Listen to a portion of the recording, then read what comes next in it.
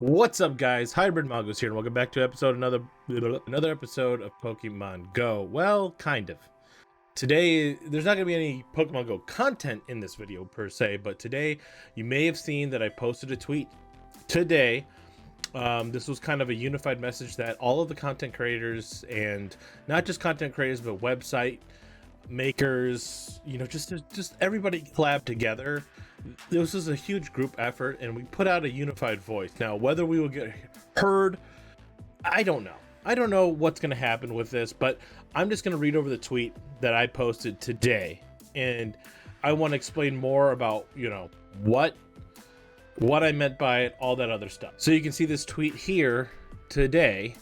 It says, this tweet says, "Please hear the community today at Pokemon Go.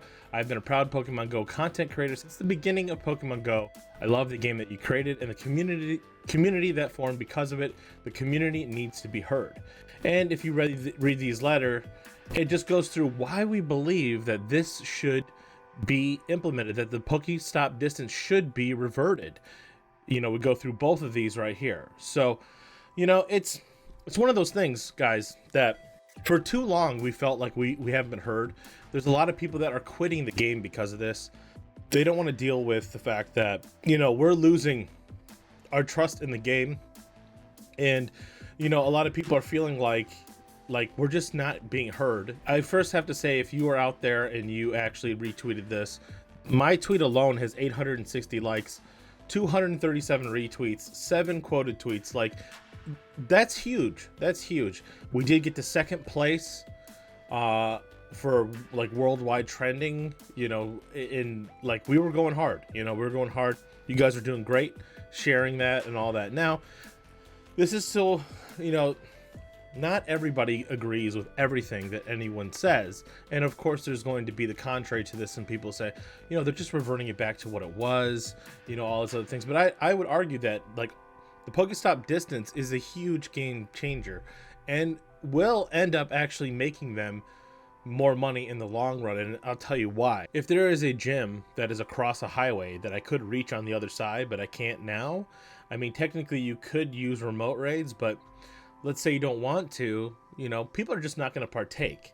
And it's funny how they put in something that is making them money. Like, remote raids are for sure making them money, and they're fine with that. They're going to let that ride because they're making way too much money with that.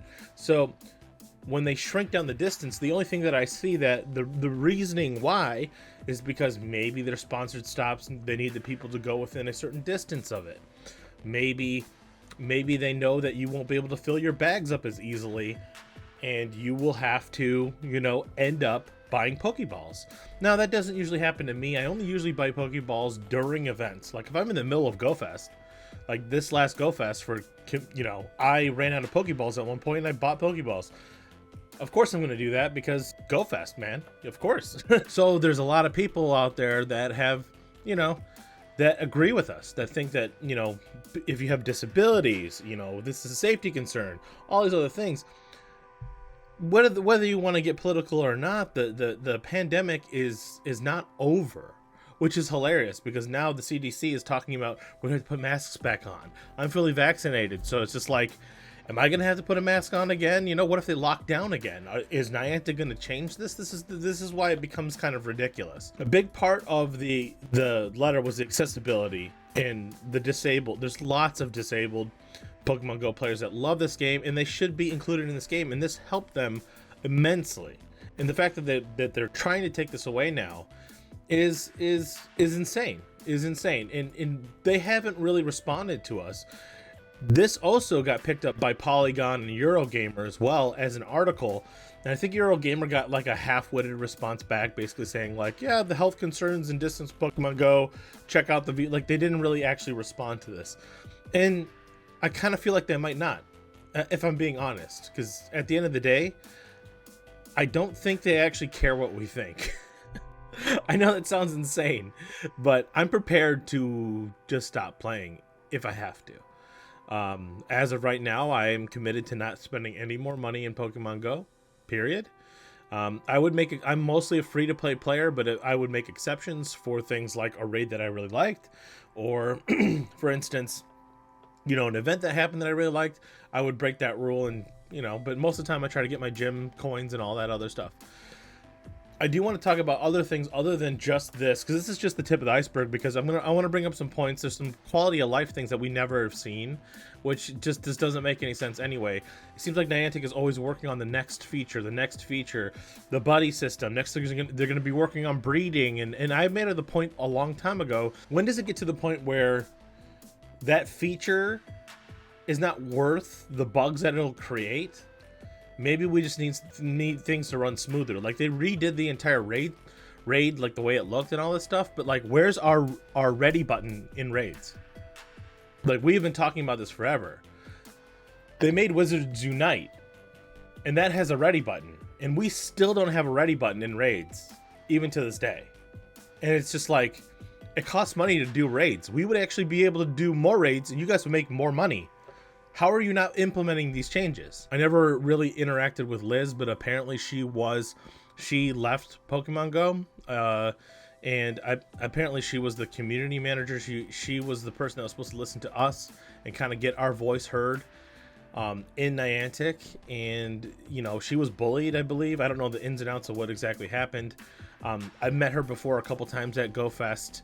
I didn't really know who she was. Haven't really talked to her, but I guess she was a very important person that kind of got our voices heard, and she quit the company, and that's not good, because now we probably don't have anybody that's out there trying to fight for us. The biggest problem is when these companies think they're too big for their britches, then people just quit. There's no developer and there's no game that is too big that can't fall. Like, just because you have the grip on us now doesn't mean that you will forever. And that's a huge point right there, because we can leave. Maybe we won't leave to another AR game, but we don't have to play Pokemon Go, is what my point is. And I love this community, and I don't want to see it, like, the game die, but any game can die. Nothing is immune to the world. If you keep going on the path that they're going, I don't think they're going to be successful 5 years from now, 3 years from now. I don't think so. I think the game will be run into the ground, and they'll just keep continually putting paywall after paywall after paywall up for content, and, you know, go from there. I'm actually going to put out another video soon, which is going to be called, you know, dealing with FOMO, the fear of missing out in Pokemon Go. Basically what worked for me. I'm no longer under the spell. Okay, of course I didn't want to miss GoFest, but like in terms of like thinking like, oh man, I have to get the next shiny, I have to get the next thing, I have to blah blah blah. I'm more of now in today's world, I'm more of like, yeah, if I get it, I get it. Oh, I'll spend like $10. If I get it, cool. If not, whatever. And a lot of the people that they're designed to hook you, it's almost like gambling. Like, I'll put out another video regarding that and basically how to cope with it, especially if you're willing to actually boycott the game. What actually worked for me and what broke the spell of FOMO for me, I will talk about in detail, but that'll be in another video. So, but anyway, guys, thank you so much for everything, for tweeting this out, getting the word out. You guys are incredible. The community is amazing. And one more point, no, to all the people that say, you know, that are on the other side, I'm not mad at you. I understand everybody's got their own opinion. There's a group of people that think that we are complainers. We're complaining for no reason. We don't really have a leg to stand on here. They're just returning it back to the way it was.